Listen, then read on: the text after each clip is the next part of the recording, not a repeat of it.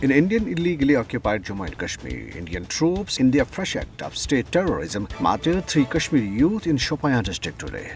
The youth, identified as Muzammil Ahmed Mir, Sharik Oyub Baghe and Shakil Ahmed Khan, were martyred during a coordinated search operation in Amshipora area of the district. Occupation authorities have confirmed that Shakil Ahmed was a civilian.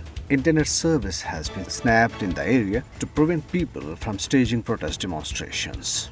Meanwhile, occupation authorities did not allow people to offer Jummah prayers today at historic Jammu Masjid in Srinagar on the 30th successive week. Senior APHC leader Aga Saeed Hassan al-Mosbi al-Safi, addressing a gathering in Budgam, denounced the continued closure of Muslims' places of worship in the territory by the occupation authorities. He also denounced the authorities for allowing opening of liquor shops across the territory in a bid to take the youth away from the ongoing freedom movement.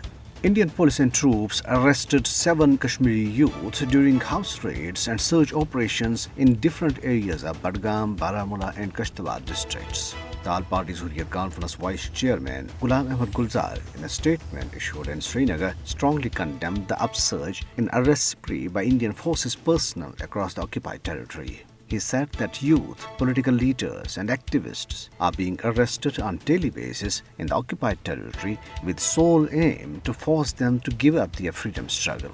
Senior APHC leader Mirwais Umar Farooq, in a statement in Srinagar, called upon the United Nations and the international human rights bodies to take cognizance of the grave human rights situation perpetrated by Indian troops in Indian illegally occupied Jammu and Kashmir. He deplored that not a single Indian soldier involved in the Kununposhpora mass rape in 1991 was punished so far, despite the passage of over 3 decades. Pertinently, Indian troops had molested around 100 women on the night of February 23rd in 1991 in Kunan and Poshpora, the twin villages of Kupwara district. Prime Minister of Pakistan, Imran Khan, has raised the Kashmir issue with Russian President Vladimir Putin during his visit to Russia. In his first ever summit meeting with Putin, Imran Khan highlighted the serious human rights violations committed by Indian troops in Indian illegally occupied Jammu and Kashmir and stressed the peaceful settlement of the Kashmir dispute.